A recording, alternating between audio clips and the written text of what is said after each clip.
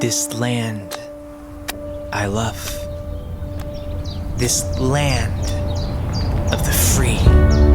This land of purple mountain, rivers wide, wild, the soil of a billion seeds, land of Chesapeake and Cherokee, land of sojourners, seekers, land of progress and preacher, with the beat of every burro and the hero of the classroom teacher. This land of Bell, Thomas Edison, land of Jackie Robinson, land of bandstand and farmland, bluegrass and graceland. This land is a Sunday meal, still warm on the kitchen oven. The warm brilliance of Abraham Lincoln and the bravery of Harriet Tubman. This land is a good movie in the making, an idea in the waking, light of liberty still blazing, a bold prayer in the praying. Yes, this land is a land where we never forget, where we may fall, but we shall rise. Land of one small step for man, one giant leap for mankind. Land of these many states united, indivisible under God. Land of dreams on every street and hope on every block. Land of working, land of wading through the water, through our fears. Land of our father's blood, land of our mother's tears. Land of 250 years of America. America, the young and old. America, the people. America, the beautiful. This land I love.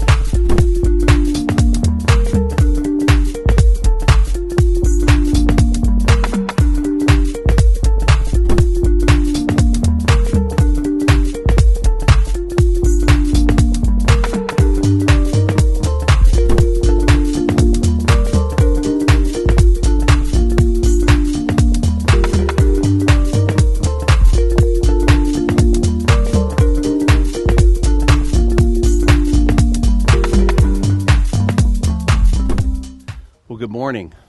My name is Dean Ward, and I serve as the lead pastor of the River Church. And I am so grateful that you have chosen to join in with us here for our online worship service. I received a text message from a friend this week, Amy McKnight. She sent me an image, and she knows that we film on Thursday evenings usually. And she sent me this image and said, "Hey, Dean, I just want to let you know, I hope that you film and get done filming Thursday before the Thursday night high that's predicted kicks in." And then I looked at this image, and I don't know if you can see it or not. Jeff Verzella is predicting that the Thursday night high will not be 64 degrees, but 604 degrees.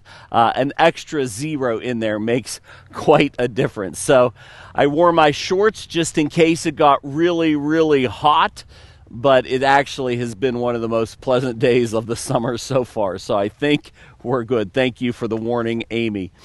We are filming again today at the AK Valley Park here right off of Edgewood Road, at the corner of Edgewood Road and Freeport Road in New Kensington. And I have just been noticing all summer long so far these beautiful hydrangeas. Now, blue is my favorite color, and I have never seen them quite this vivid, quite this blue, quite this impressive, and wanted to film in front of them again. Every time we film here, I just catch another place that I'm like, oh, that would be a great place to film in front of as well. So I hope that you get to enjoy some of the beauty of our community, some of the beauty in New Kensington. Today, we are in part 5 of our series of messages, just simply called GoRiverChurch.com. And we are doing our best to get ready for our move 2.5 miles up the road to 273 Chester Drive. Our grand opening is September 15th. Our last service in our current location, where we've been for almost 18 years, is Sunday, August 11th, and then Sunday, August 18th, we're heading out to our new location for kind of a soft opening with our people to get acclimated to the space, to get used to doing ministry and having our services, making sure the sound and video and kids ministry and volunteers and everything goes well. And it's our hope that by September 15th, when we open up the river 15068 to the community, that we will be ready to go. So this series has been helpful. And today, I want to begin by taking you back to the mid-'70s when I was just an elementary school boy. My mother used to love to host just having people in her house, making dinners. And when we knew as kids it was going to be a big night, when she asked us to shred the Velveeta cheese. And you're like, how in the world can you shred Velveeta cheese? And what in the world would you ever want to shred Velveeta cheese for? Well, that meant that my mother was making her famous pear salad. They're like, what kind of a pear salad uses Velveeta cheese? Well, here's how it would be made. She would take a head of iceberg lettuce, take a full leaf of it, and put it on a small plate. And then, no expense spared, she would buy cans of half-sliced peaches. And canned peaches, she would take a canned peach that was sliced in half, and she would turn it and set it on top of the green leaf iceberg lettuce. And then the kicker, she would take a tablespoon dollop of Miracle Whip. No, not mayonnaise, but Miracle Whip. And then she would sprinkle it with Velveeta shredded cheese. Now, my sister says that if it was really important company, she might put a cherry on top of it. I don't remember the cherry, but it was something as a kid I grew up having from time to time in our house, and I loved it. Now you may be thinking about that and like, I'm not so sure I would love it. Well, we'll get to that a little bit later. Well, I want to begin with and today's sermon is just simply called Bring Your Pear Salad. Okay, there you go. I want to begin with a story that is very familiar to us, but I want to look at it from just a little slightly different perspective. It's from John chapter 6, verses 5 through 13, when Jesus feeds 5,000 people, 5,000 men, and then women and children as well. So let's jump right into the story. When Jesus looked up and saw a great crowd coming toward him, he said to Philip, "Where shall we buy bread for these people to eat?" He asked this only to test him, for he already had in mind what he was going to do. Philip answered him, "It would take more than half a year's wages to buy enough bread for each one to have a bite." Another of his disciples, Andrew, Simon Peter's brother spoke up. "Here is a boy with 5 small barley loaves and 2 small fish. But how far will they go among so many?" Jesus said, "Have the people sit down." There was plenty of grass in that place, and they sat down. About 5,000 men were there. Jesus took the loaves, he gave thanks, and distributed to those who were seated as much as they wanted. He did the same with the fish. When they had all had enough to eat, he said to his disciples, "Gather the pieces that are left over, let nothing be wasted." So they gathered them and filled 12 baskets with the pieces of the 5 barley loaves left over by those who had eaten. Now, I want to invite you to imagine the boy in this story. He hears that Jesus is coming to town, and he wants to go on an adventure that day and hear Jesus teach and hopefully have an opportunity to see or even meet him. And his mother does the proper thing, sends him off with a proper lunch. She said, "Hey, you're going to be gone all day. McDonald's prices have skyrocketed. We're a little short on cash, and so I'm not going to send you with any cash for that fast food garbage. I'm going to make you some barley loaves and send you with some fishes." I imagine they were probably larger than sardines, but sardines is what kind of comes to mind when I think of 2 small fishes. And so she sends him off, and he's in the crowd. And then all of a sudden, this adult comes to him and says, "Hey, kid, give me your lunch." Just imagine how unsettling it would be.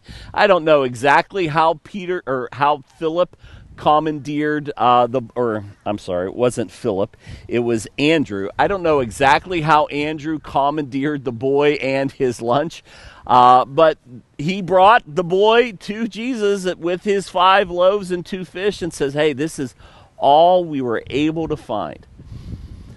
And I just imagine that the kid's like, "You want my loaves? You want my fish? Wait. You want my mom's crusty loaves? You want my mom's, like, what we eat at our dinner table every night? You want my mom's stale bread? You want that?" And he gave it. And Jesus does what Jesus does best. He blessed what the young boy brought. And in blessing it, he blessed others. And he multiplied this young boy's small gift, this young boy's simple lunch, this young boy's everyday run-of-the-mill. In our day, it might have been 2 peanut butter and jelly sandwiches and a bag of Doritos. I don't know. He blessed that simple lunch and blessed thousands and thousands and thousands of people with it.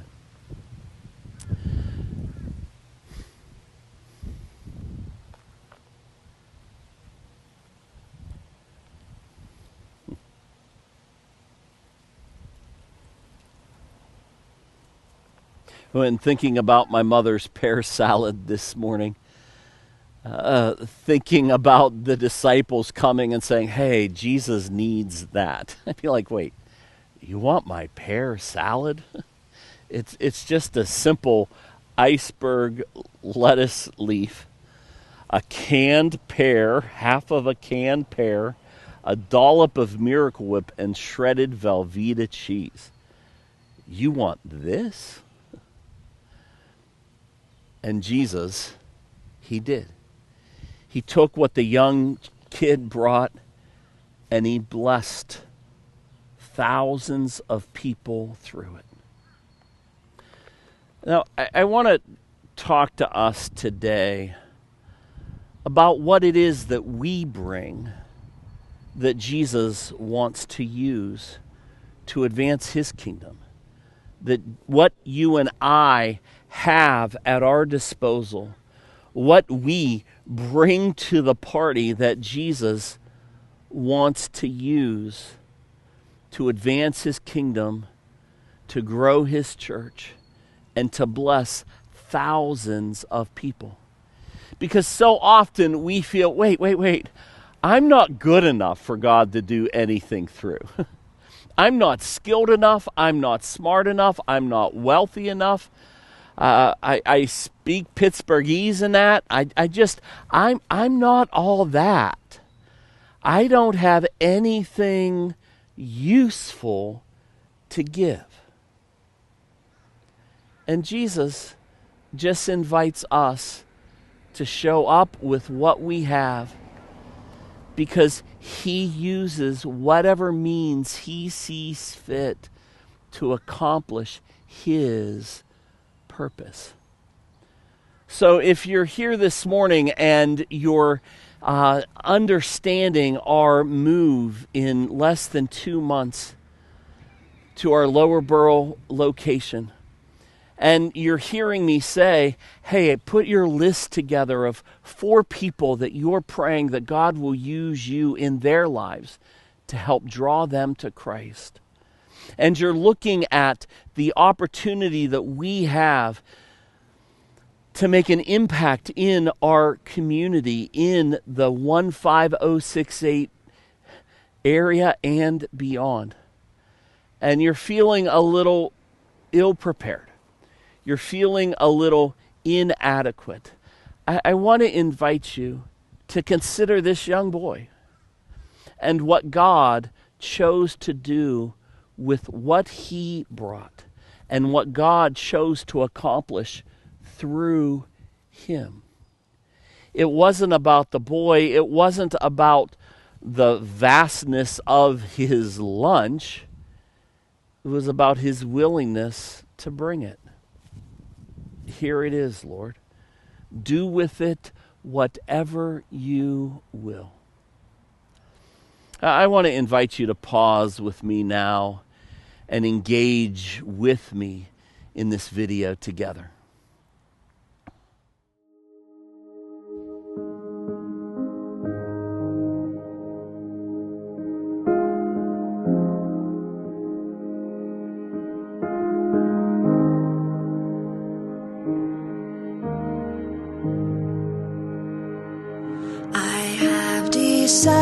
Decided to follow Jesus. I have decided to follow Jesus. I have decided to follow Jesus. No turning back. No turning back. I have decided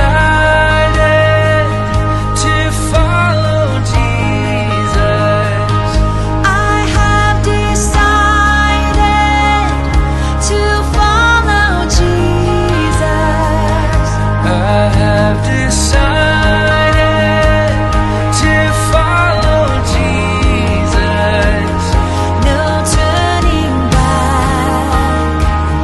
No turning back.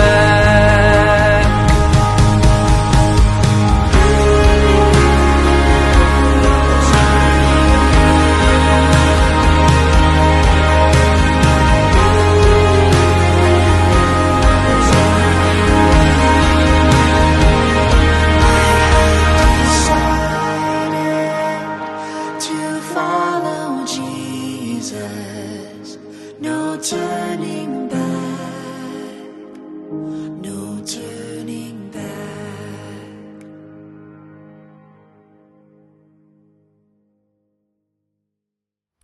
I hope you enjoyed that video and that it spoke to you and helped you. There's a passage in 1 Corinthians chapter 12 where Paul is writing, and he compares the church and the members of the church as individual parts of the body. And he talks about how even though we are different parts, we are all part of one body. And then he makes this statement in verse 18. But in fact, God has placed the parts in the body, every one of them, just as he wants them to be. And I know sometimes it's easy to look at somebody else that has a skill, ability, a talent, a spiritual gift that you don't have, and you say, well, I'm not as important as they are. I'll sit on the sideline. But Jesus wants each of us to find our part, to find our place, to find our area of serving and giving and blessing and helping that he has created us and placed us for. I don't think it's any coincidence that you are listening to this message or that you are part of the river, because I think the Lord wants you to find out exactly and experience exactly where he wants you to be.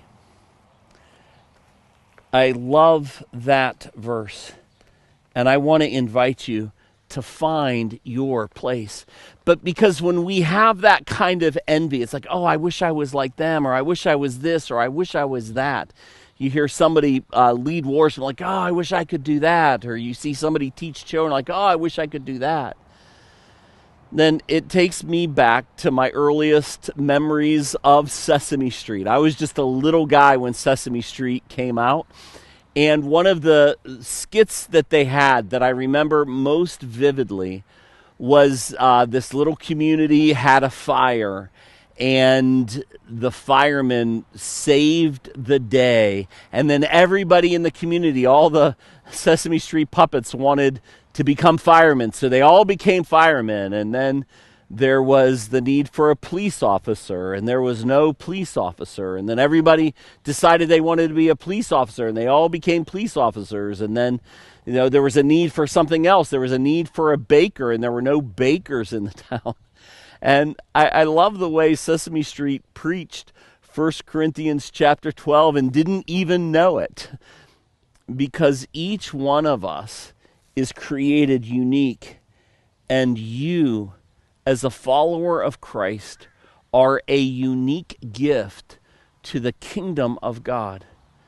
And I want to invite you to lean into that, to find your place, your purpose, your calling in God's kingdom, to advance his kingdom, to help people find and follow Christ, to help them know him in a saving way as well.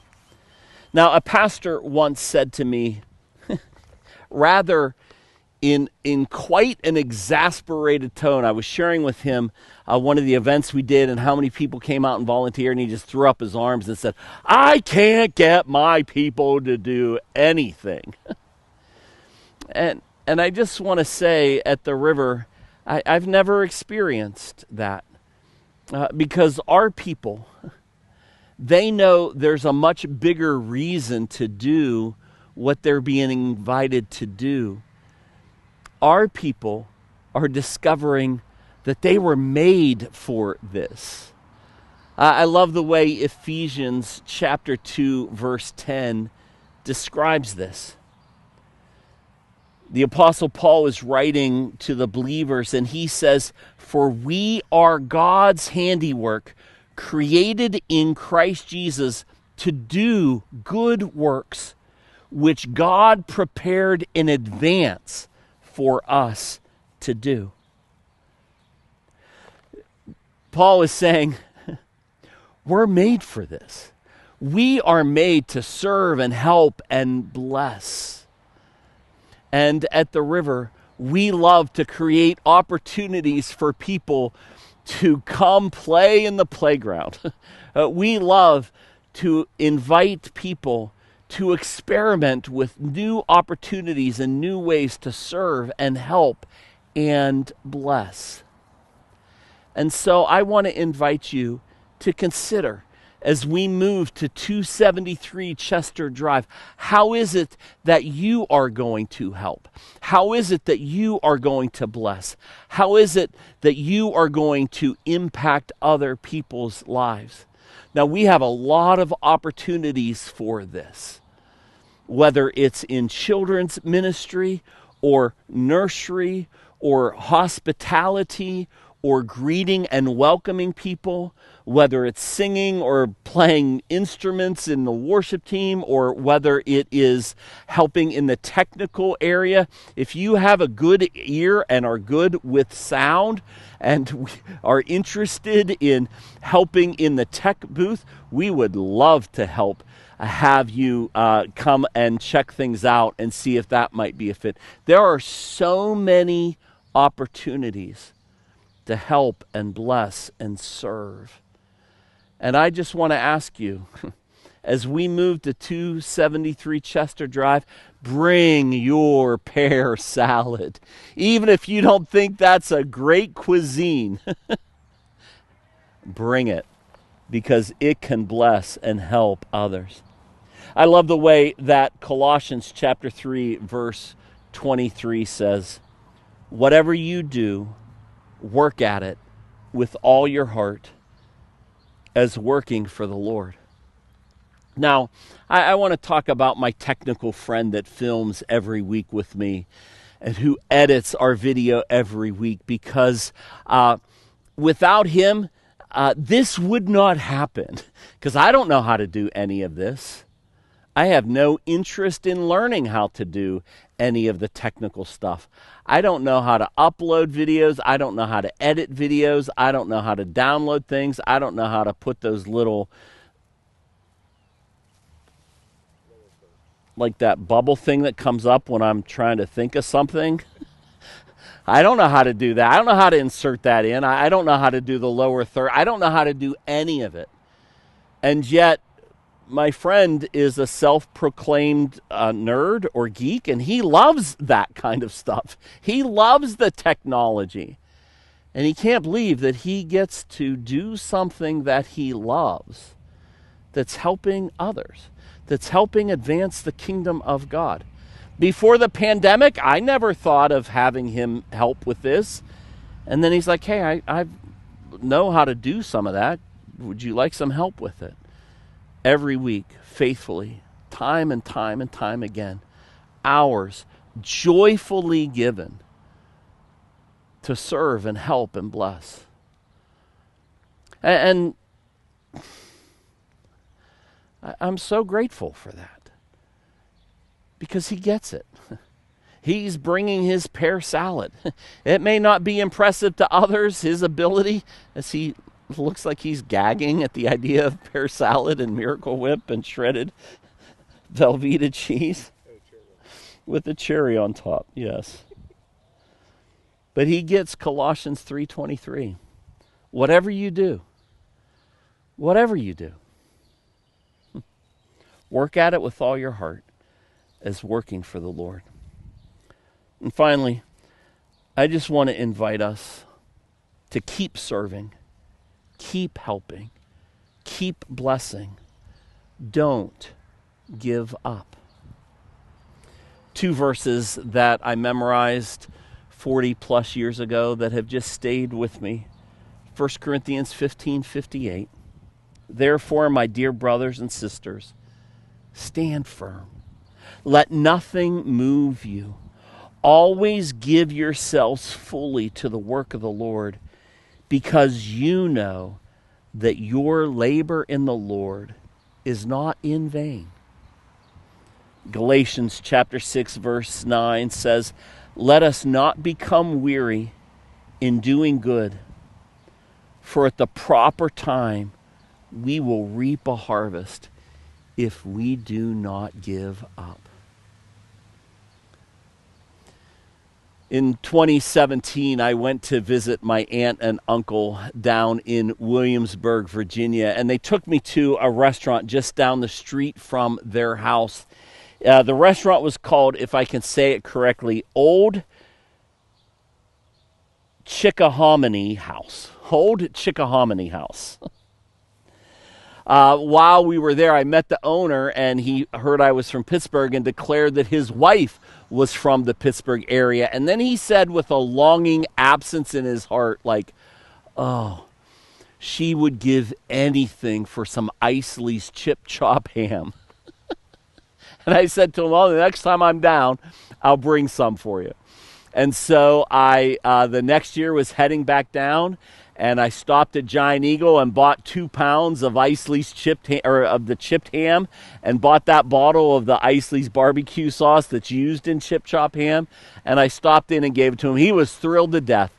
And I sat down to enjoy lunch, and on the menu it had this little thing called fruit salad, and it was sounded good, so I wanted to try fruit salad.